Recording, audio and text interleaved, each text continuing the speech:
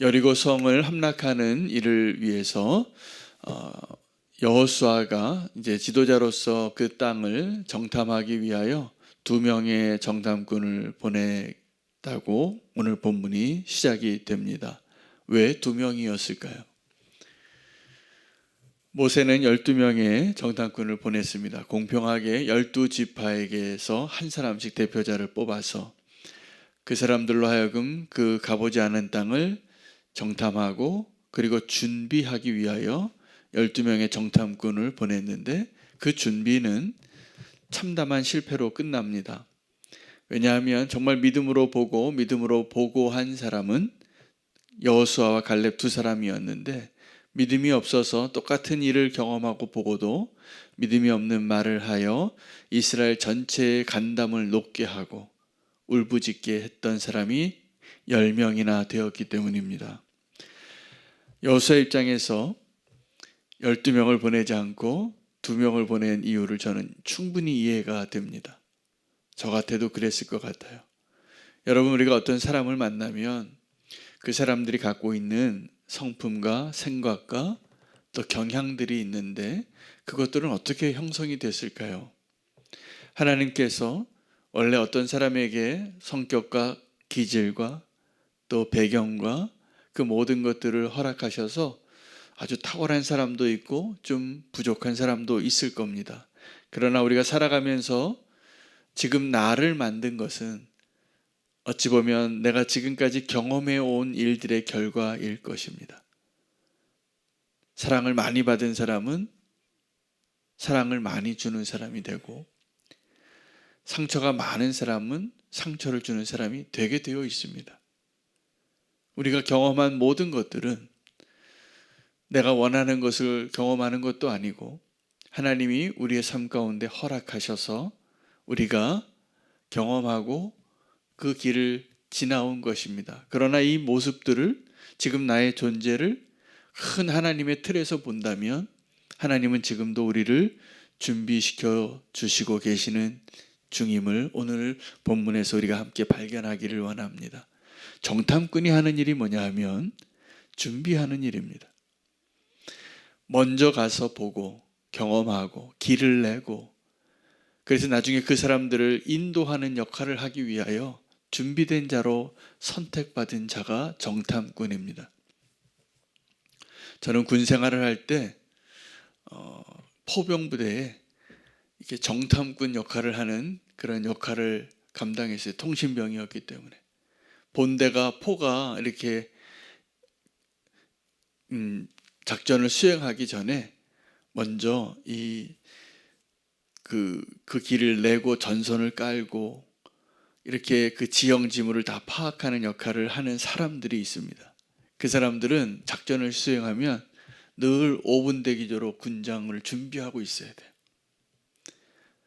제가 그랬습니다. 작전 시기가 되면 다른 병사들은 편안하게 잠을 잘 때도 이 5분 대기조가 있어요.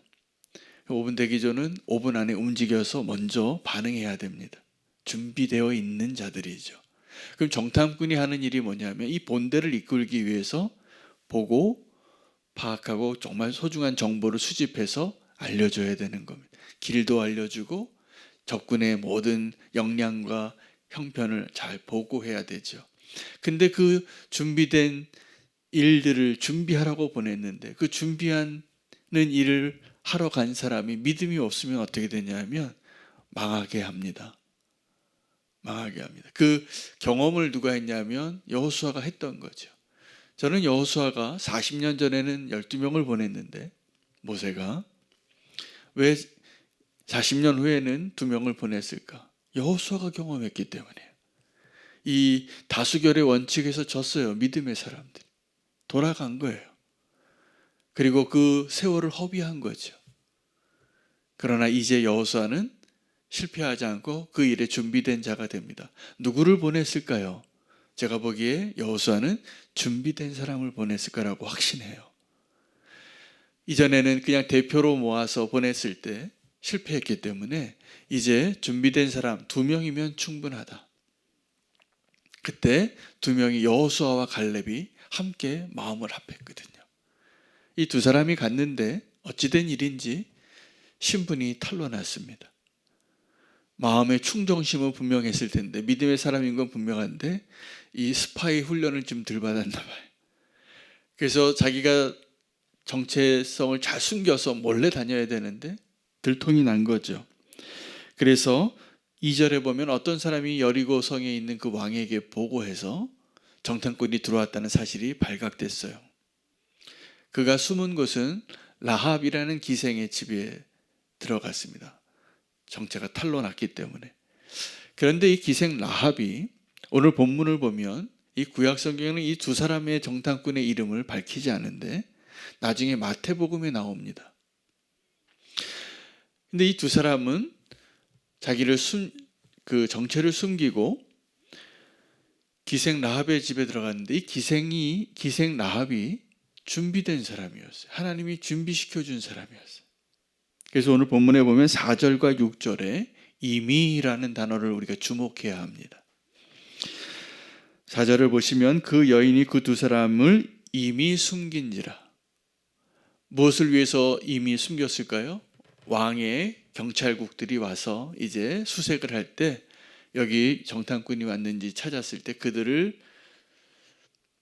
보호하기 위하여, 이 두 사람을 보호하기 위하여 이미 숨긴 거예요. 6절에 보면 그가 이미 그들을 이끌고 지붕에 올라가서 그 지붕에 벌려놓은 3대에 숨겼더라.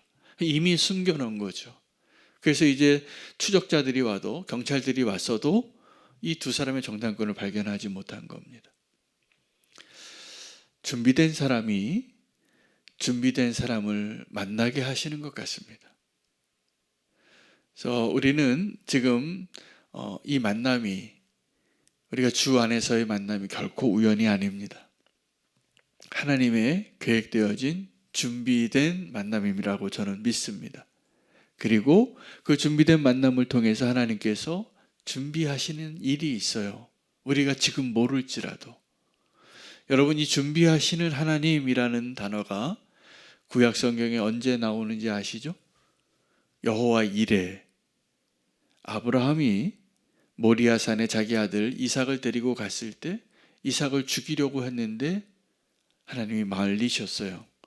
그리고 네가 아들을 이렇게 사랑하는데도 나를 위해서 바치는 거 보니까 네가 나를 정말 신뢰하고 믿고 나를 사랑하는 걸 이제 알겠노라고. 그리고 이 제물을 준비해 놓으셨다는 거예요. 근데 이것은 여호와 이레 하나님의 이 아브라함의 믿음의 순종과 아브라함을 위해서 준비해 놓으신 또 다른 제물이죠. 이삭이 아닌 제물. 이게 누구를 상징하는 것일까요? 예수 그리스도입니다.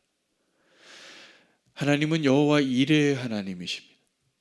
우리를 위하여 모든 것을 준비해 놓으신 분이에요. 아브라함에게도 그랬고 다윗에게도 그랬습니다. 다윗의 인생 가운데 오늘 이 정탐꾼과 기생 라합과 같은 그 만남이 다윗의 인생에 누구였냐면 다윗과 요나단이었어요.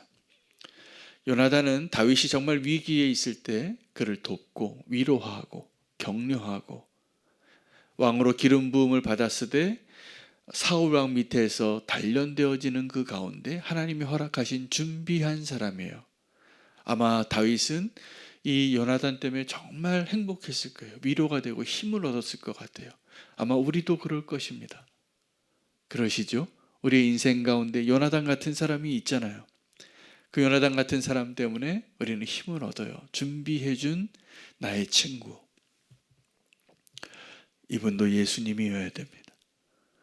자, 그런데 다윗에게 있어서 다윗이라는 사람이 정말 다윗 되게 하고 하나님의 사람으로 준비시켜주기 위해서 하나님이 준비한 사람은 실제로 우리가 성경을 다 펼쳐놓고 보면 요나단이 아니라 사울입니다.